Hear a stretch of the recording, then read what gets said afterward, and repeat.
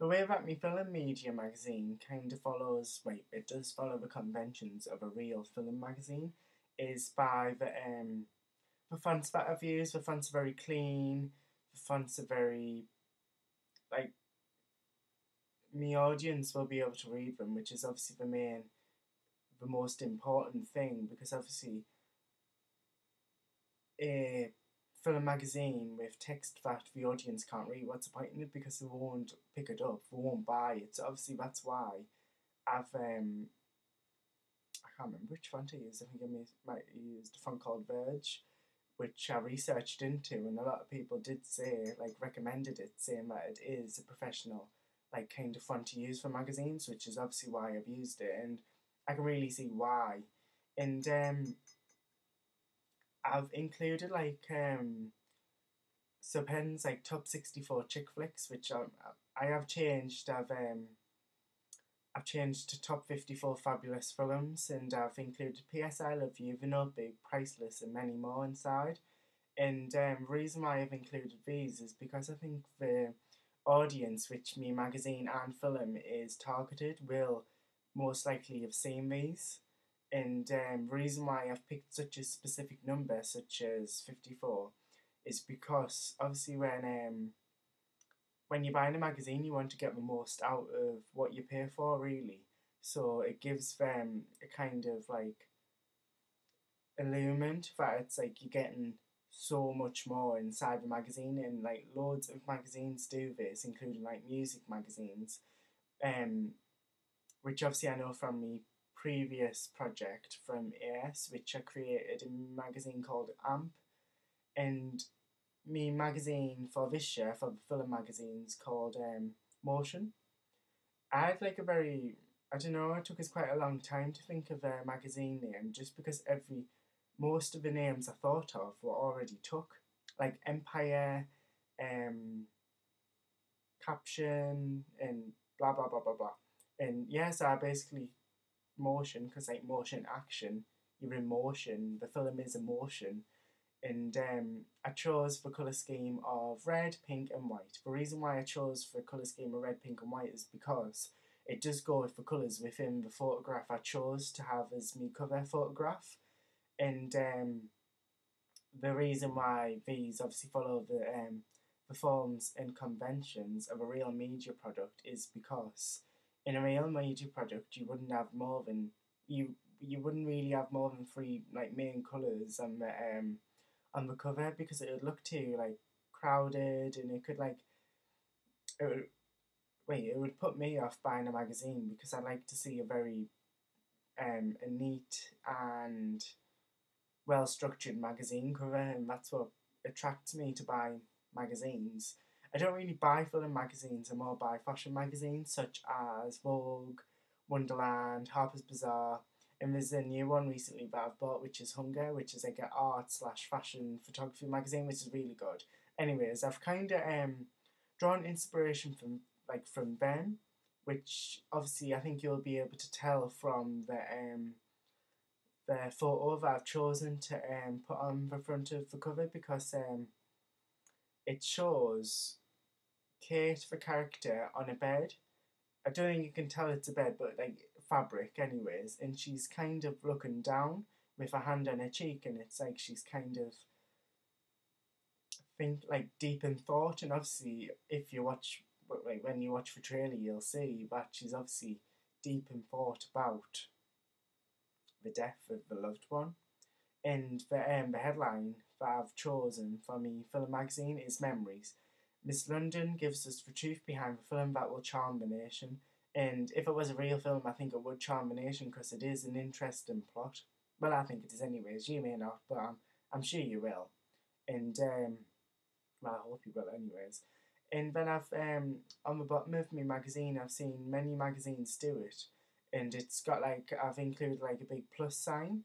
Then I've included other films, which I think like it's not like me magazine and that's targeted towards females. Well, majority female. I'd say like 70-30 female male. I've included like other bits and like other movies just in case anyone who like isn't interested in the type of movies, like not as interested, gets more what they want, just instead of one type of film. So I've included Footloose, Monte Carlo, Harry Potter, Friends of Benefits, and RA1, which I think like it's a general movie selection really. Then I've included a sticker, where it won't be a sticker, but it's like if it was like a real magazine, it would be a sticker because normally real magazines have the stickers on the front, and it's a circle with um an advertisement for two covers because I've seen for the Star Trek magazine, which obviously I've took the inspiration off, has a round circle sticker thing on the front, and it says that there's more than one cover, and obviously this is like a marketing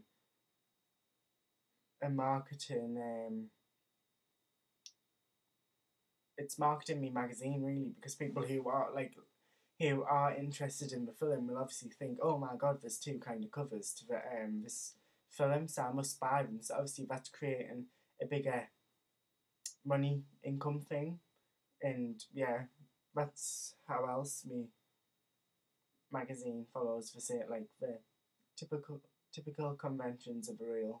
Yeah.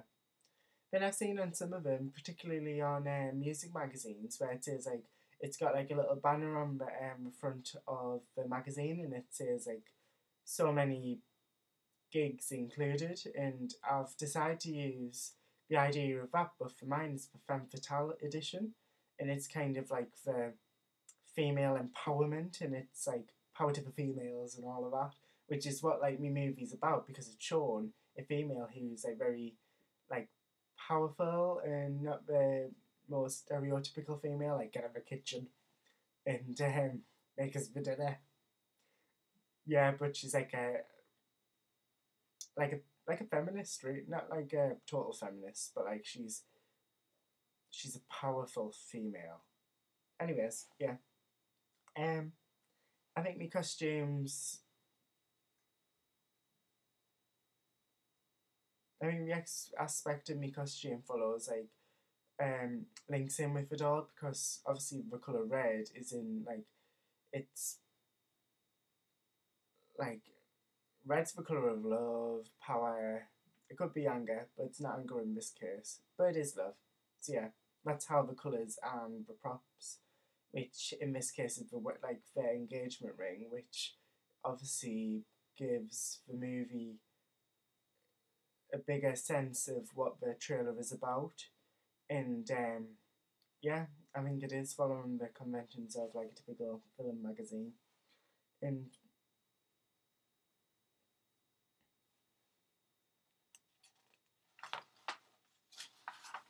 I think that me magazine suggests that it's a film magazine is by the types of stories that's included on the cover.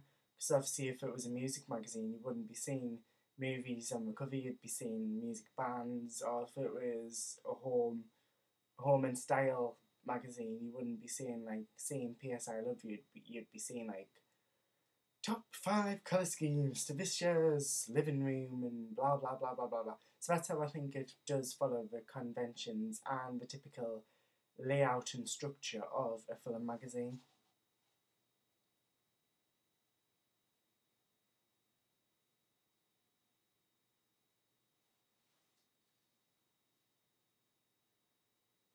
And I've also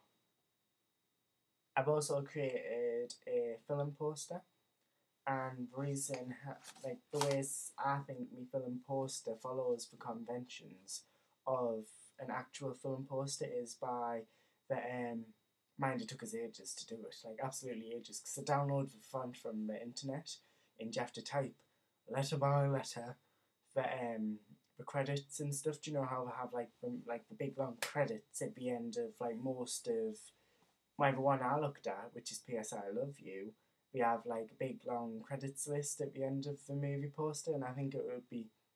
I thought it would be professional to use a similar styled one, obviously incorporating the names of the actors and obviously the production team, which is obviously just me.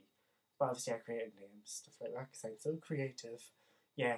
Um, yeah, I think that's how it makes my product look like a real product, because um, I've also created the Rabbits and Coke entertainment logo, which is obviously like a little rabbit, and I've also put that on because I saw the I think it's the leap year poster. It has like